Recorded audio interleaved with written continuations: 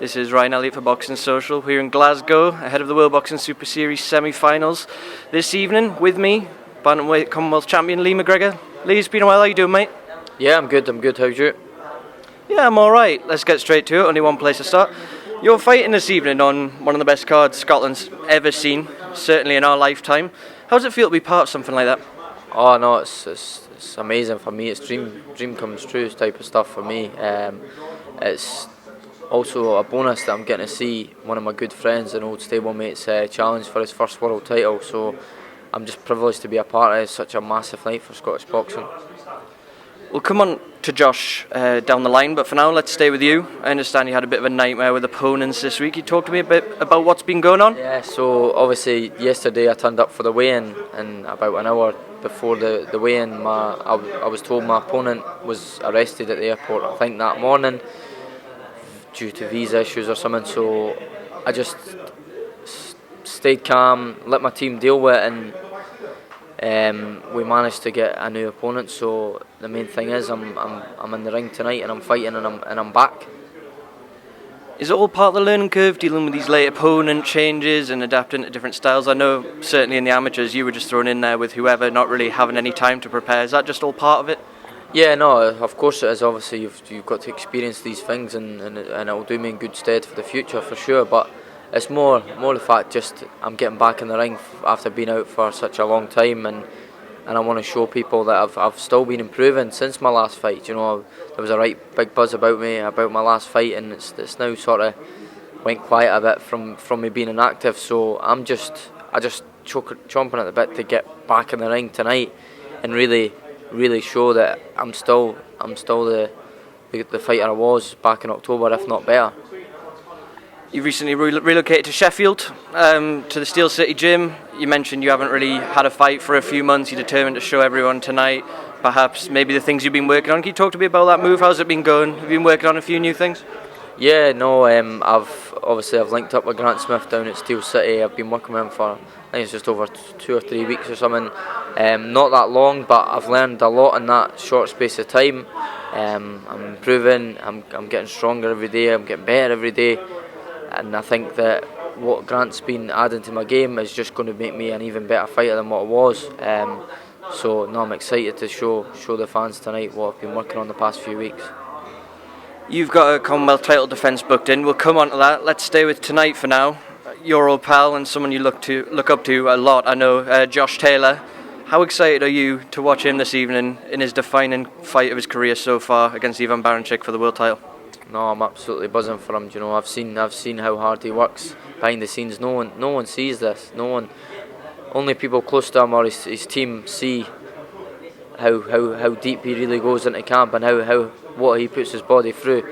And for him to be a close friend of mine and become very close to him over the past few years, I'm just, you know, I'll be throwing every shot with him tonight, and I'll be taking every shot with him, and I'm fully confident he's going to be a world champion by 12 o'clock tonight. You're someone that knows him very well. You know his personality. How do you think he's dealing with the pressure of a fight week like this? We've seen him perhaps a little bit on edge at the weigh-in, but do you think behind the scenes, behind closed doors, he'll be absolutely relaxed and focused on becoming world champion?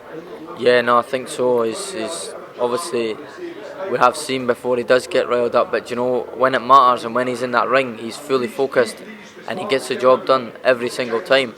And I believe that tonight will be no different. I think this is going to be his best performance. The Postal fight is that come at the perfect time for him, and I think that's really going to play a part on the outcome of tonight's fight, and I see him getting his hand raised and becoming world champion for sure, definitely.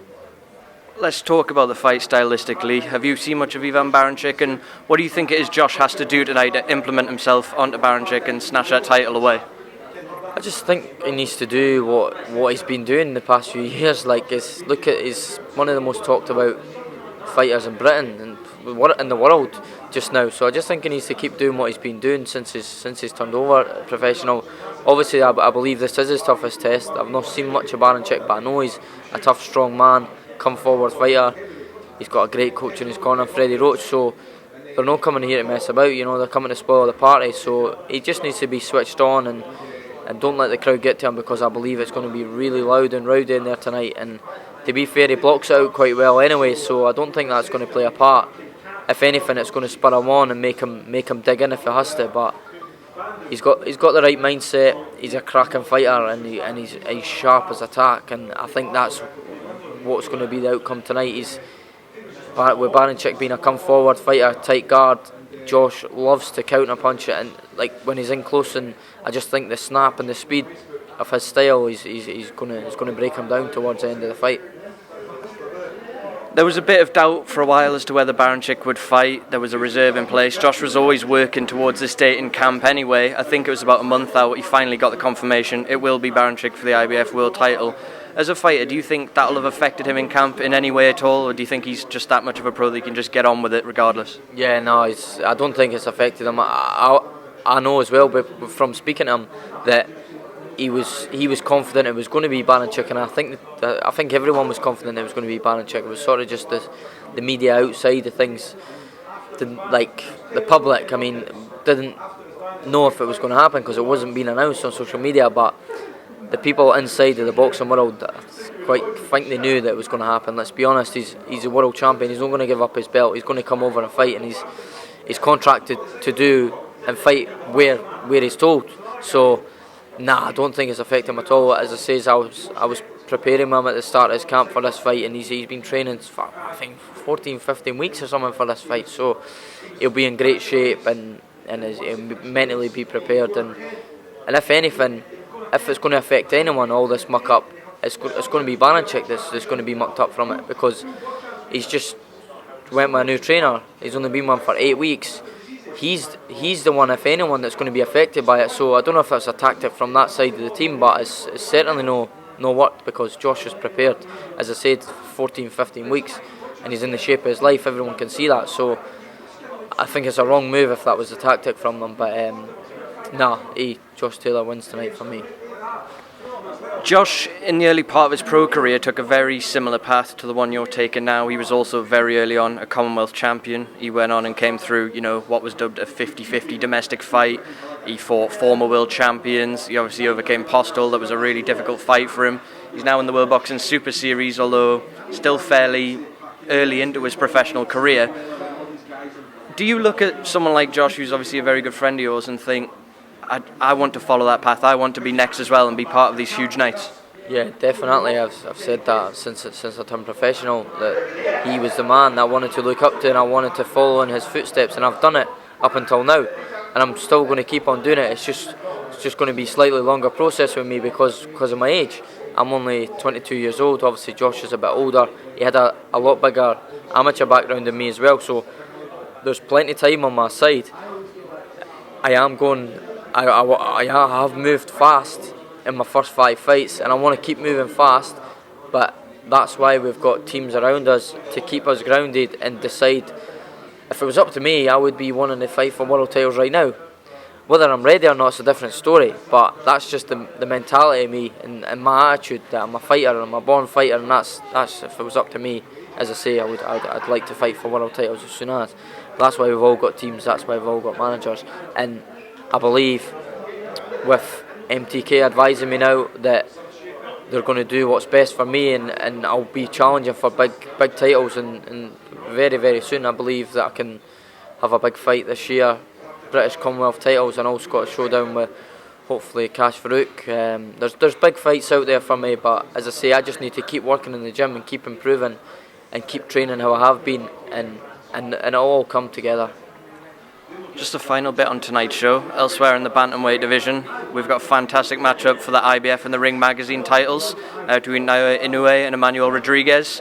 I know you'll be itching to get in the changing room after you fight and get out and watch that one. What's your thoughts on that fight? It must be a great one for you to observe. I think Inoue is a bit special, isn't he? I think he's really the real deal, but if anyone's going to cause Inoue problems, I believe that Manny Rodriguez will. He's a fantastic fighter. I watched him against Paul Butler. I thought he was outstanding. So if we will see, well, I think we'll know Inoue's the real deal, but we'll really be able to know for sure tonight. And I believe he wins. It's just how he wins, and I think it's going to be.